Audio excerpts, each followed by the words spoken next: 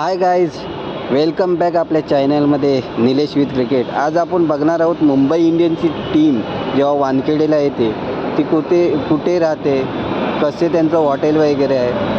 चॅनलवरती नवीन असाल तर चॅनलला सबस्क्राईब करा. हे आहे नरिमन पॉईंट, गिरगाव चौपाटी. तर ह्याच्या समोर बरोबर अपोजिट साईडला ट्रायडन म्हणून बिल्डिंग आहे. ही त्याच्यावरती मुंबई इंडियन्स जेव्हा क्रिकेट खेळायला येते वानखेडे स्टेडियमला, त्यावरती या हॉटेलमध्ये स्थायिक असते ती. हे समोरच वानखेडे स्टेडियम आहे, जिथे लाईटचे पोल वगैरे दिसत असतील तुम्हाला. तर तिथे जेव्हा वानखेडेला मॅच असते तेव्हा ट्रायडनमध्ये मुंबई इंडियन्सची टीम थांबलेली असते. हे बघू शकता तुम्ही मरीन लाईन. त्याच्या बरोबर अपोजिट साईडला समुद्रही आहे.